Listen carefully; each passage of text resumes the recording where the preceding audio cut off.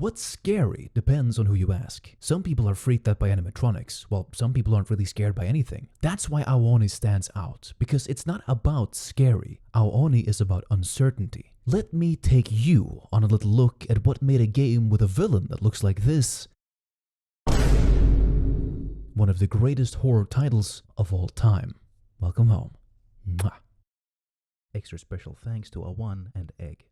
Ao Oni establishes the theme of uncertainty right away with maybe the best open in all of horror games. A few teenagers arrive at a mansion that they've heard is haunted. Once in the mansion, the kids hear a noise. We as the main character go and look for what made the noise and find it was probably just a ceramic plate shoved to the ground by a house cat. So we go back to tell our friends and they're gone.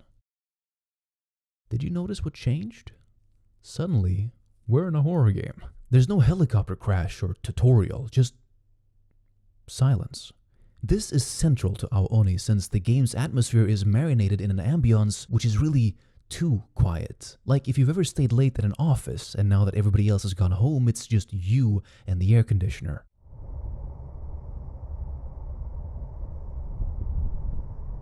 The drone of which only makes it clearer how quiet the rest of the world is. This subtlety is seen in the entirety of the game. After our friends disappear, we're left with no direction, so we have to explore the mansion for ourselves if we want to figure out what just happened. Upstairs, we find one of our friends in a state of shock, and since they're literally speechless, we follow the only other clue in the room, a key to the downstairs library. Once there, we enter for a very iconic horror moment, when at the far end of the screen, a monster walks across the room.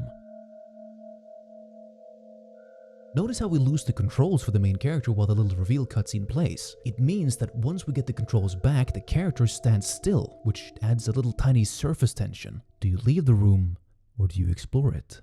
Some horror titles try so desperately to freak us out with gore, loud music, cheap scares, homosexuality, like some cliche haunted house at an amusement park next to a gay neighborhood. Ao Oni just suggests for you to walk into a room, and is one of the most effective moments of dread ever. This episode of Nisse Schizo Rants About Games is brought to you by water. Redeem the code NIS5E for 100% off your next drink. Code is not real anyway, it is not readable with whoever provided you with water. My penis is small. Studies confirm it's gay to have sex with women, which is why I have never had it. Do not look for a source in the studies as they are also made up. Like and or subscribe. Welcome back to Ao Oni, which of course means blue dildo in Korean. If we walk into the library, we discover that there is no monster here. But there's also no way the monster left because there are no other doors. So what, it disappeared? We search the books on the table and find a key underneath, whereupon the controls are taken away from us again. And now it's here again.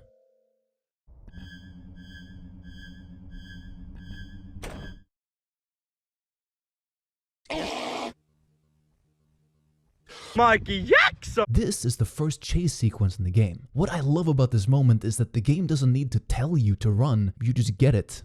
There are other horror games with chase sequences, but I feel like Ao Oni gets it especially right because it's so very mechanical. It's super simple to tell exactly where the monster is in relation to you, which means the chase doesn't feel as scripted as some games' chases might. And with relatively slow monster movement, there's very little frustration, which means there's room left over for all the other emotions. And a huge part of what you feel in these moments is due to that music. Like Freddy Fazbear's Toreador March, when the energy depletes in FNAF 1, that's an all-time top horror music moment. Right up there with the X-Files theme, and the sound of distant footsteps which approach when you're sat on a public toilet with a bad lock.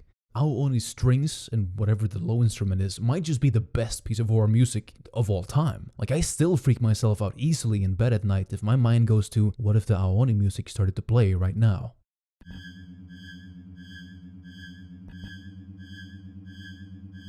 The answer to which is, of course, to close your eyes and pray it's the alt girl down the street, and that she didn't bring the strap this time.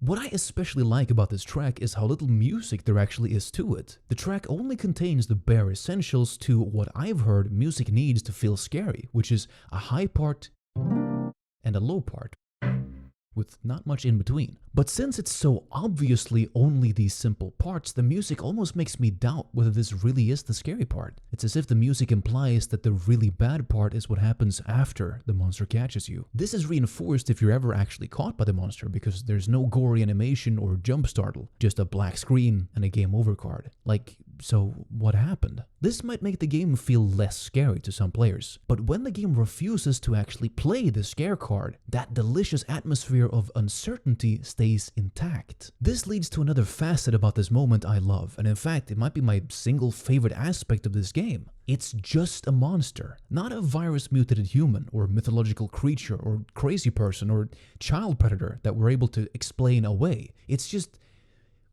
something. Like, clearly humanoid, but also really disfigured, plus that purple skin tone. It's not really scary, just kind of strange. Because there's not really a box to put it in other than just monster. Again, the game flexes its uncertainty simply with its visuals.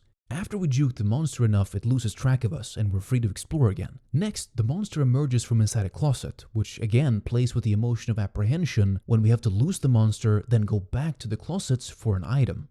The lighter, which lets us explore the dark room to find the hidden room with a cell. So we unlock the cell door and go inside to grab an item on the floor, whereupon the Oni zips in and insta-game overs us. Okay, find the item.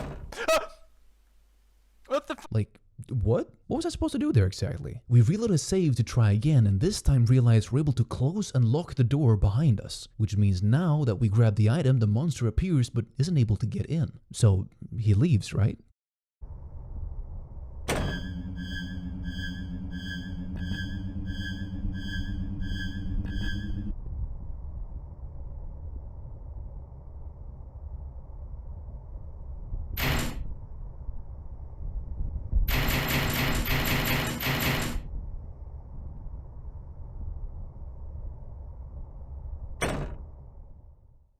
What's so special about this moment to me is that the monster had a reaction to what you did. Like, in this timeline, the main character didn't know the monster was about to sip into the room, right? So when the monster got mad like this, it's almost like it understood that you, the player, stopped it. A bit like we aren't the only ones who are able to affect this plot. Ao Oni is also the first closet-style horror game as far as I know. I mean, I'm sure somebody else knows an earlier title, but I'm not the kind of guy to hide in closets, alright? Unless there's, you know, like a really hot guy in there or something. But the difference between Ao Oni and later closet-style horror games is that in Ao Oni, the monster is eventually able to figure you out and is able to find you if you hide in a closet in which you've previously hidden, which again creates uncertainty. Now, originally, I wanted to talk about what happens beyond these first 15 or so minutes of the game, but then I realized, why would I want to spoil a bunch of good scares for you? Now, since I love this game, I do have some criticism for it, but those tiny little flaws don't really matter since they don't hurt the overall point of the game. Some horror titles might spawn in their monsters sort of wherever, or whenever you've spent a key item, but Ao Oni understands its monster is a blade, which gets dull if it's always out of its sheath. Sometimes it might appear because you unlock the door, but sometimes it feels like it roams the world dynamically, like when it walks into the room in the middle of a puzzle, like it found you on its own, which all makes the game feel like a rumored haunted mansion. Like, do I really want to continue into the darkness, or just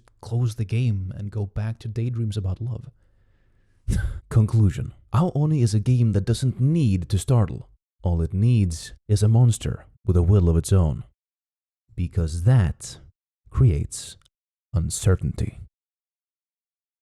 I found an item, the bedroom key. So I gotta move. I literally got.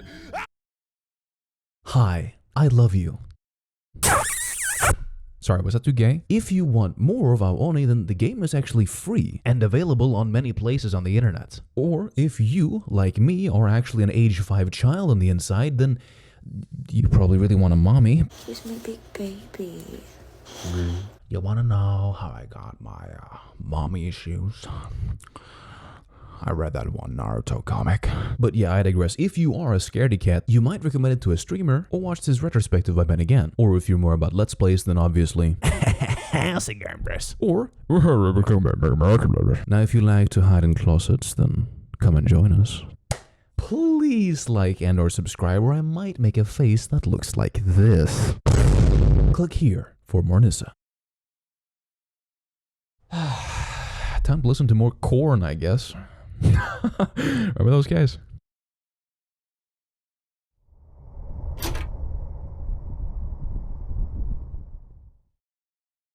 It's time. Shut up and sleep with me.